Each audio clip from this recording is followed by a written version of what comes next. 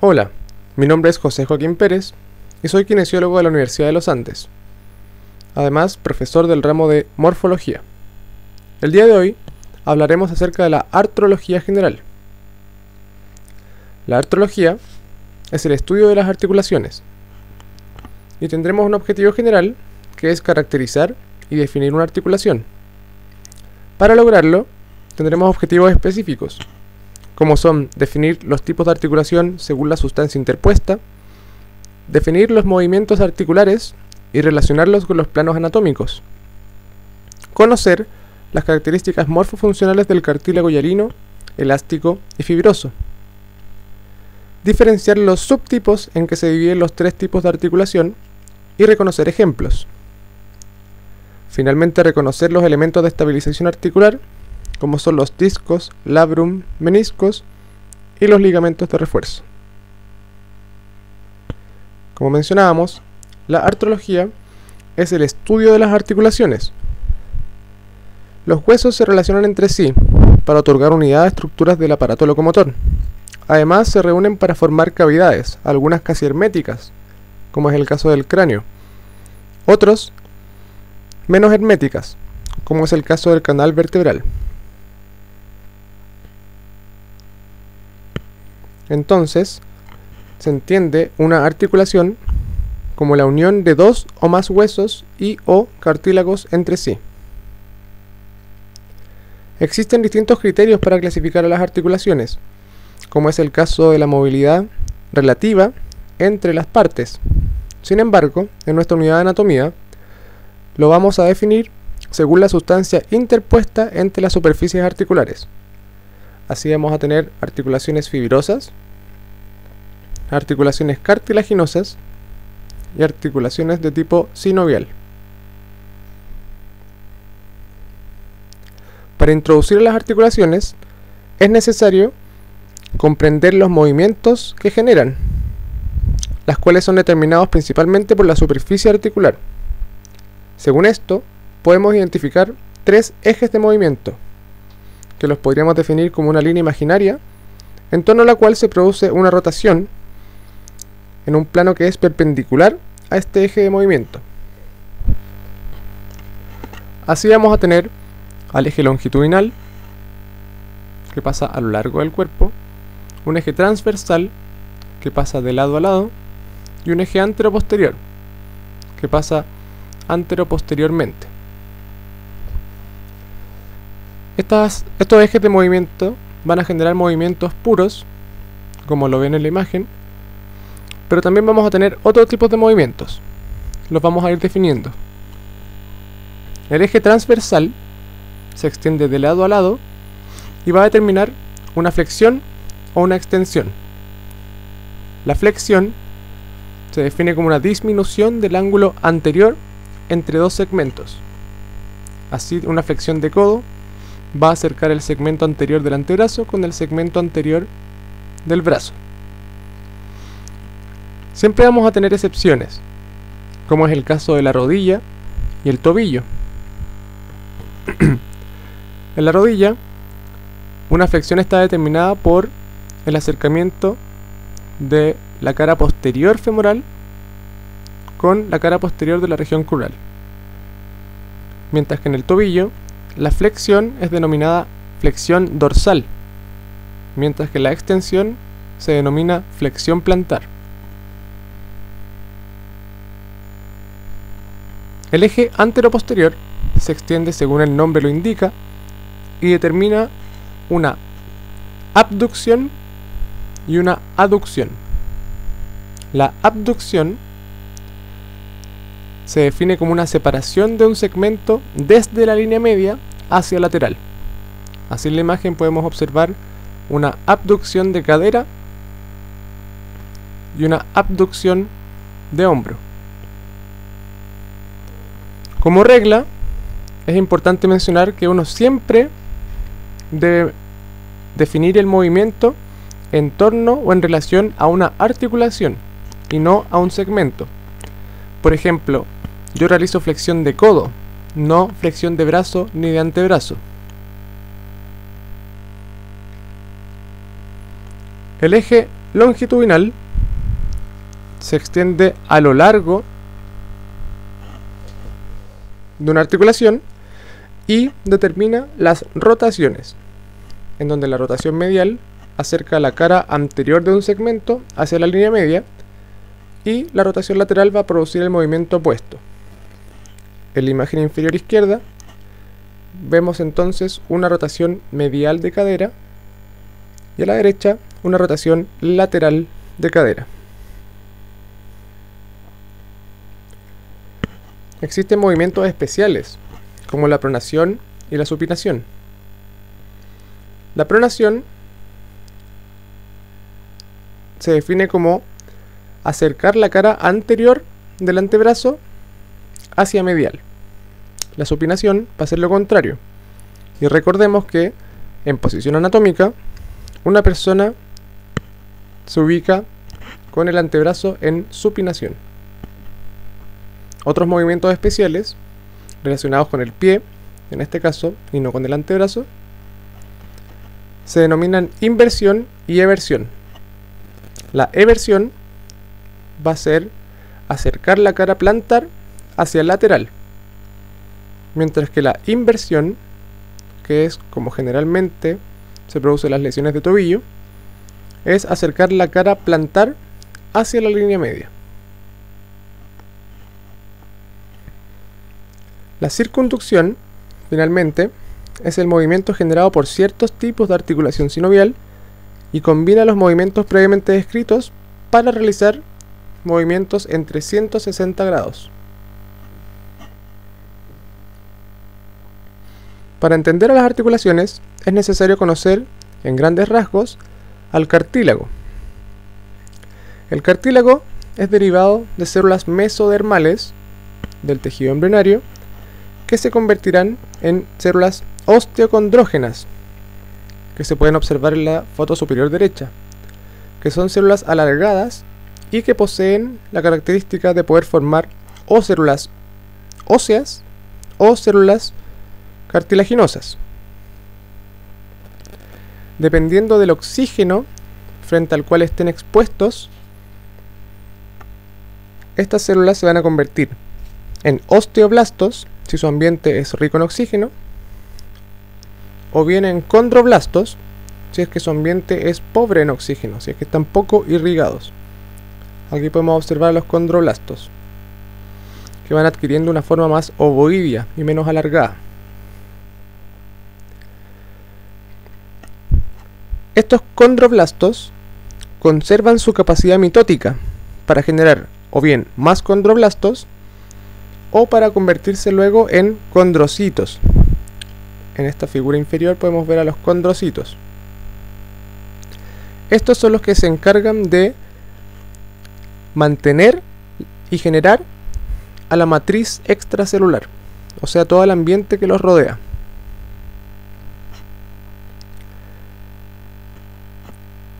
El cartílago también está rodeado de pericondrio.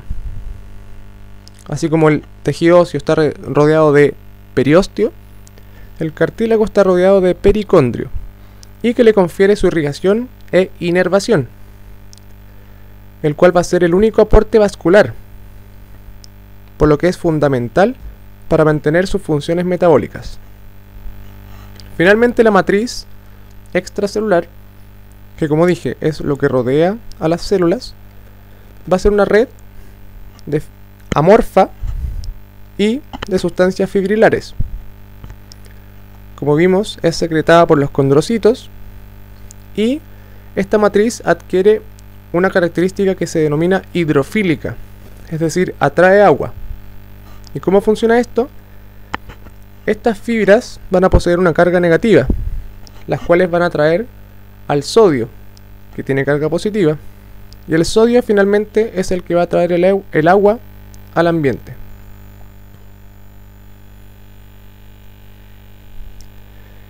Ejemplos de este cartílago vamos a poder verlos en esta imagen. El primero es el cartílago hialino, que es un cartílago de aspecto vidrioso, ya que en latín hialos significa vidrio. Además podemos observarlo como características perlado y translúcido. Además mencionar que es el más abundante en el cuerpo.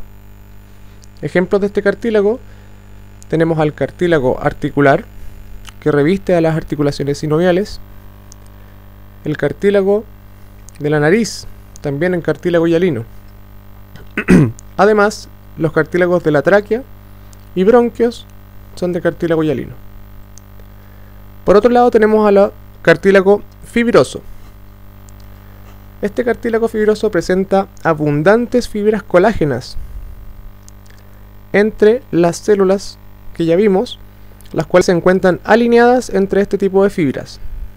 Como característica, carece de pericondrio y lo podemos encontrar en ciertas estructuras de estabilización articular, como es el caso de los meniscos, como se ve acá, y en cierto tipo de articulaciones, como es el caso de los discos intervertebrales en la columna o la sínfisis púbica, que es la unión entre los huesos púbicos. Finalmente tenemos al cartílago elástico, en el cual abundan las fibras elásticas, la elastina. Esta elastina es de color amarillo, por lo que le confiere levemente un tono amarillento a este tipo de cartílago. Se ubica en sitios donde es necesario tener más apoyo, pero con flexibilidad. Y así podemos mencionar al pabellón auricular, los cartílagos del oído externo, la epiglotis en la laringe y además la tuba uterina, todas estructuras de cartílago elástico. Aquí comenzamos a conversar entonces sobre los subtipos de articulación fibrosa. Comenzamos hablando sobre las articulaciones fibrosas. Las articulaciones fibrosas se caracterizan por la ausencia de una cavidad articular y vamos a poseer subtipos que se encuentran a la izquierda. Dentro del primer tipo, que son las suturas, vamos a tener más subtipos o variedades de suturas. A la derecha podemos observar ejemplos que se encuentran alineados con cada tipo de articulación. El primer tipo de sutura es denominada la sutura dentada, que son exclusivas de la cabeza ósea y presentan tejido conectivo interpuesto remanente luego de la osificación membranosa. La superficie articular es solamente unida por este tejido conectivo denso y no presenta cartílago articular. En la imagen podemos ver una articulación del hueso frontal con el hueso parietal, que se denomina articulación frontoparietal. Son dentadas porque tienen forma de dientes, ¿ven? Como si fuera un serrucho. Otra variedad de este subtipo suturas es la escamosa. En las suturas escamosas vamos a tener dos superficies aplanadas que están superpuestas. El ejemplo clásico es el hueso temporal con el hueso parietal, donde van a formar la articulación temporoparietal. Esta es una visión lateral. Sin embargo, en una visión superior, con una articulación temporoparietal izquierda, podemos ver el hueso temporal superpuesto sobre el hueso parietal.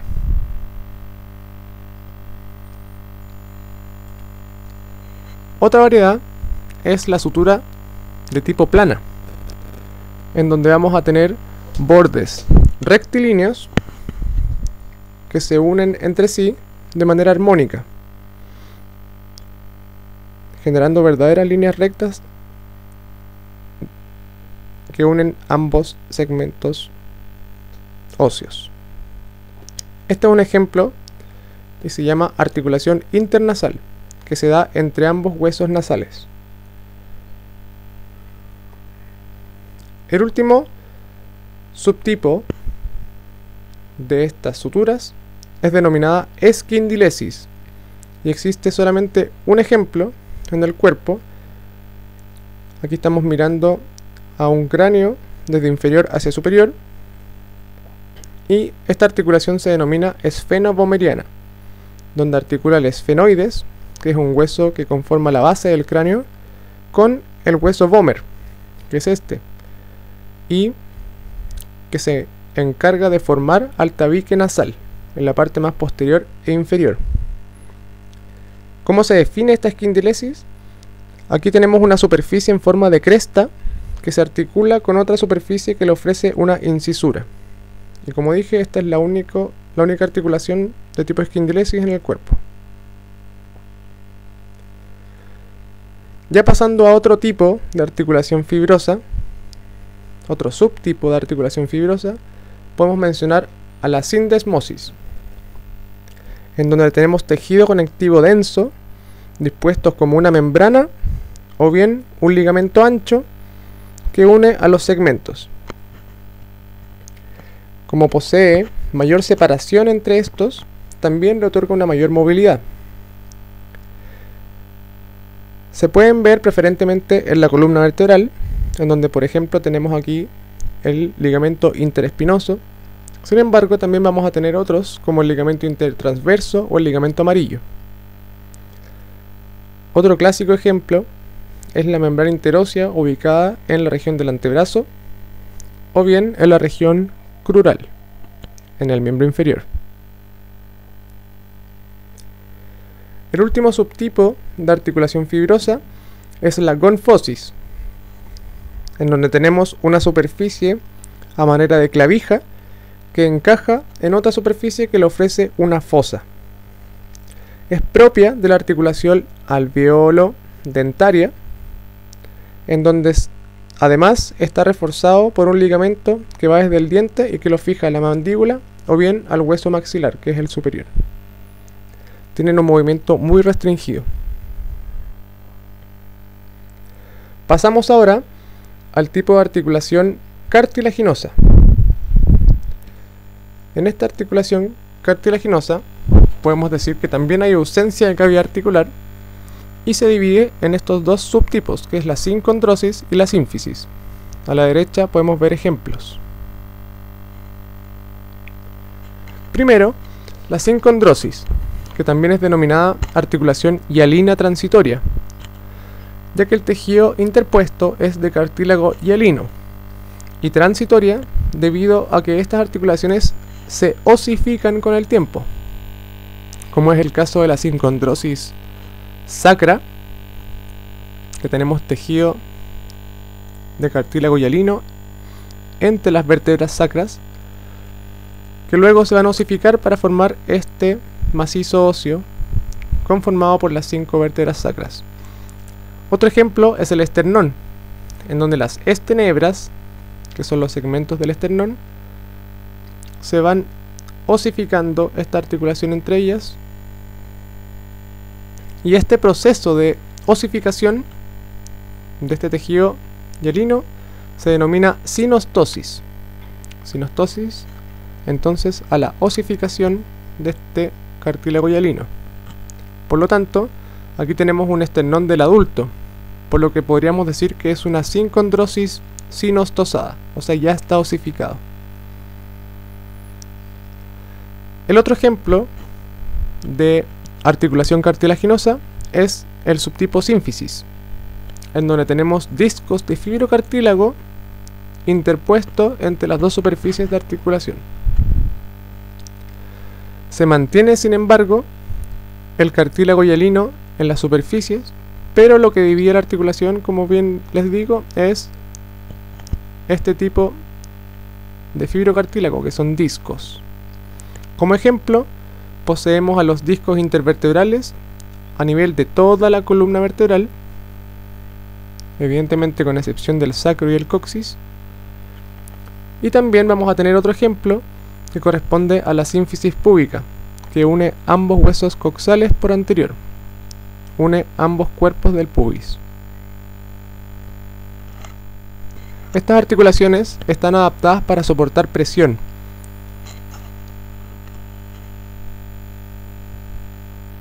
Finalmente, tenemos a las articulaciones sinoviales, en donde ahora sí tenemos la presencia de una cavidad articular.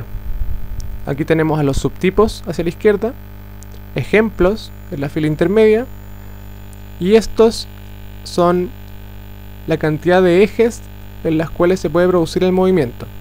Vamos a tener articulaciones que son uniaxiales, otras que son biaxiales y multiaxiales. Las articulaciones sinoviales, vamos a ver que las superficies articulares van a presentar cartílago hialino.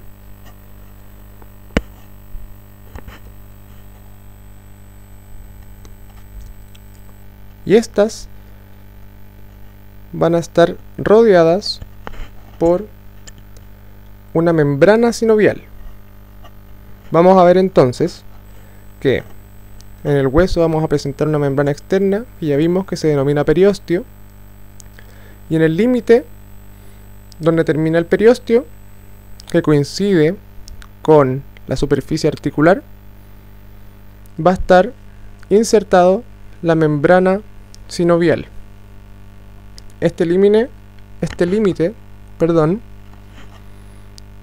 se denomina el límite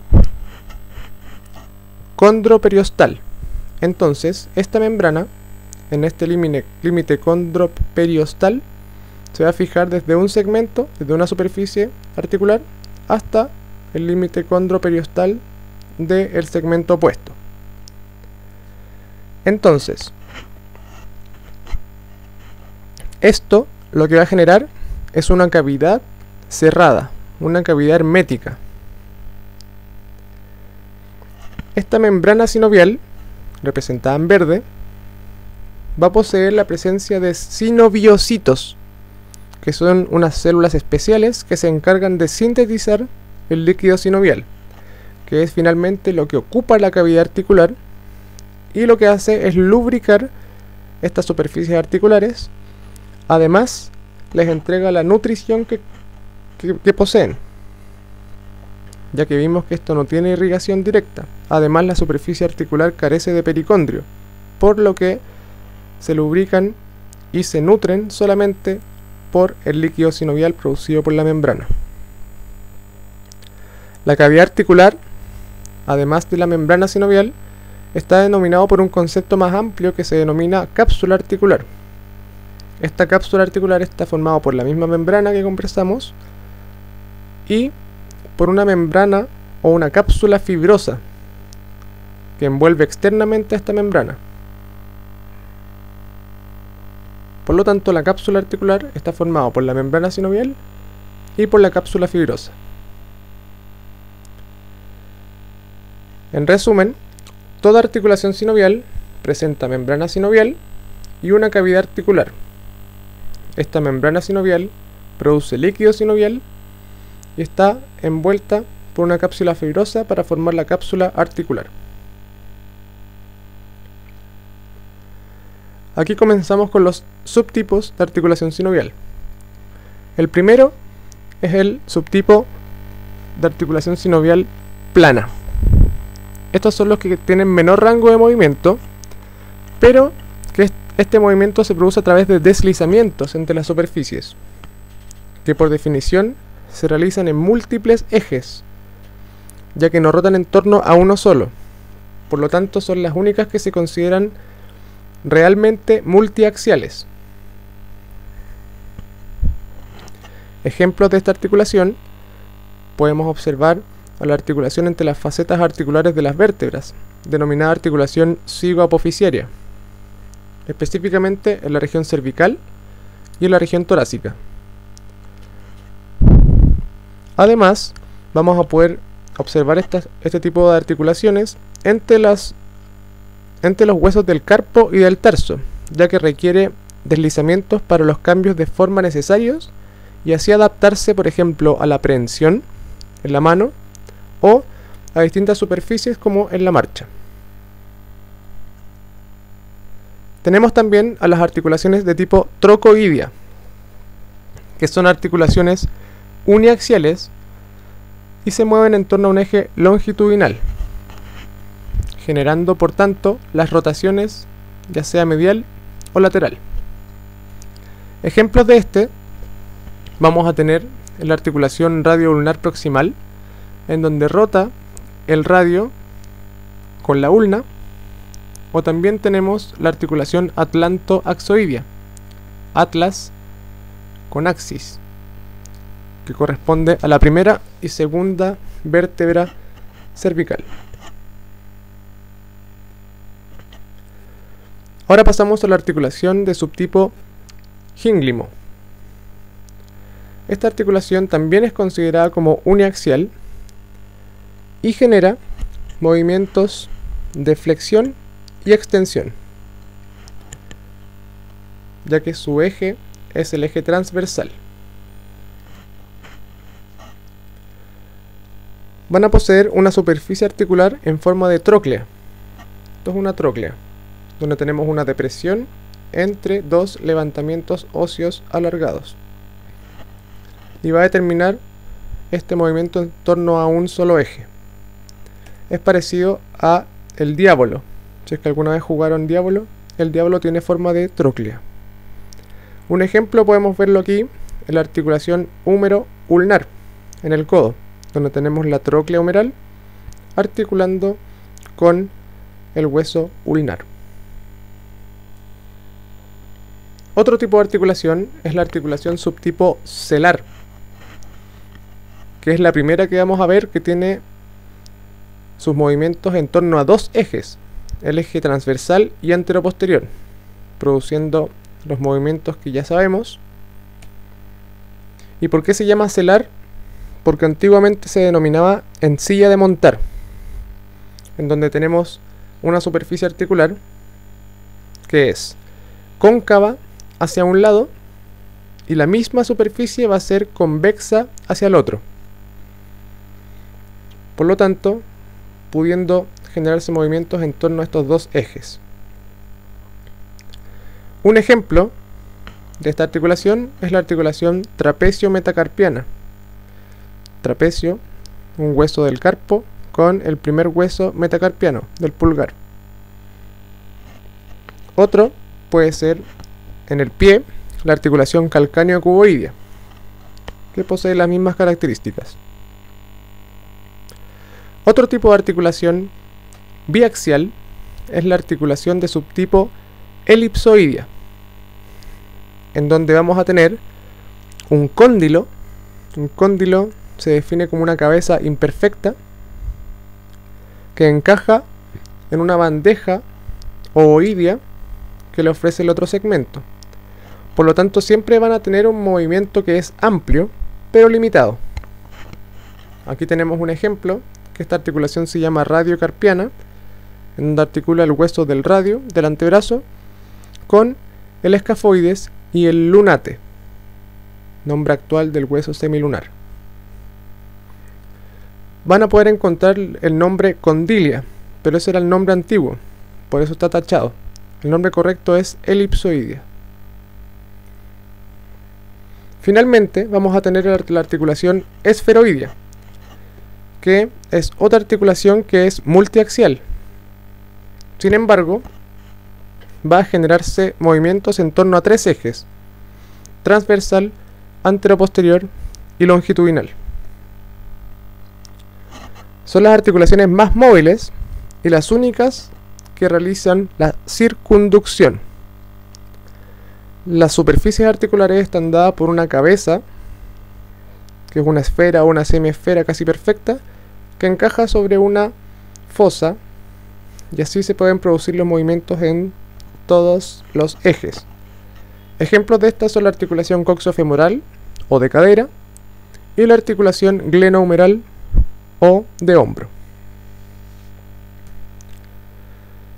Finalmente podemos también conversar acerca de los alimentos estabilizadores articulares.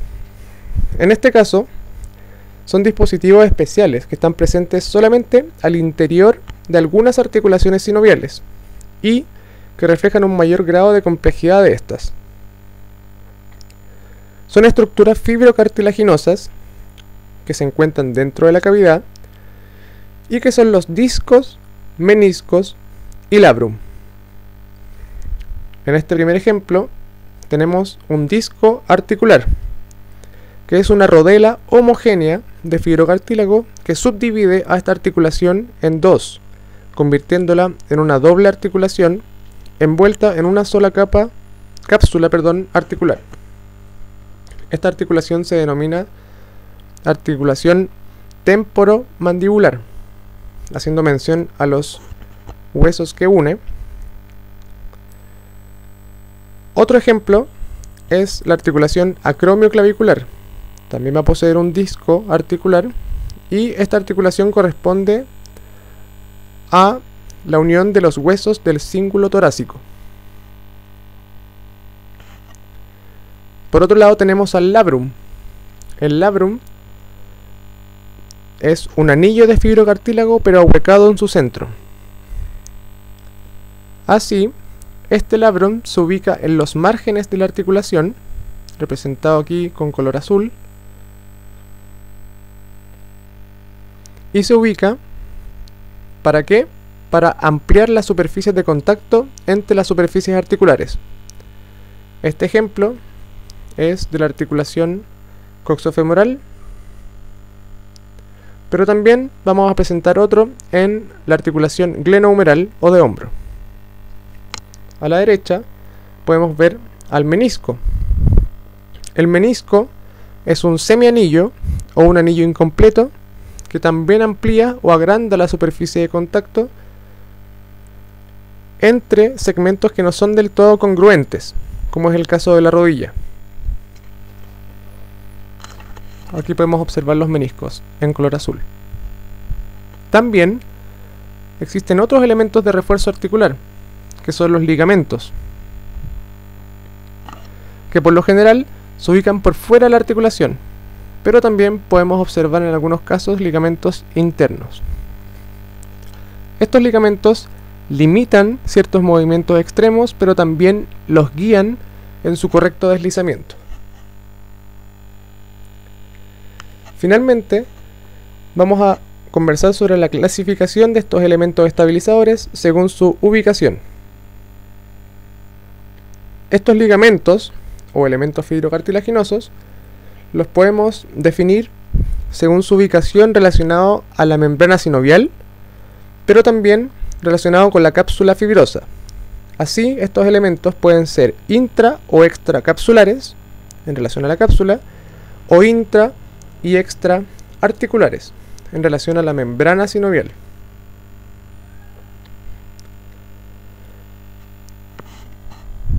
Los elementos, entonces, que son intracapsulares, se encuentran dentro de la cápsula fibrosa, pero no necesariamente se encuentran dentro de la membrana sinovial. Sin embargo, los elementos intraarticulares van a estar por dentro de la membrana sinovial, por lo tanto bañados en líquido sinovial, y por consiguiente también van a ser intracapsulares. Aquí tenemos un ejemplo de la articulación de rodilla, en donde tenemos a los meniscos, los cuales van a ser intracapsulares y además intraarticulares, o sea, están dentro de la cápsula articular y también dentro de la membrana sinovial. Los ligamentos cruzados, que son un tipo de ligamento de refuerzo que se ubica dentro de la articulación, van a ser intracapsulares, pero van a estar fuera de la membrana sinovial, convirtiéndose en extraarticulares. Otro ejemplo de la articulación glenohumeral, vamos a tener a un tendón que pasa a través de la articulación, que es el tendón de la cabeza larga del bíceps braquial, que es un músculo de la región anterior del brazo. Este tendón, a medida que se acerca a su inserción, va a atravesar la articulación de manera intracapsular, pero quedando fuera de la membrana sinovial, representada en verde, que lo envuelve pero con sus paredes externas, como se ve en la imagen, y no en el interior. Por lo tanto, no está bañado en este líquido sinovial, sino que se ubica por fuera de este. dejándolo en resumen con una clasificación de intracapsular y extraarticular. Y con eso concluye la clase de artrología general. Muchas gracias.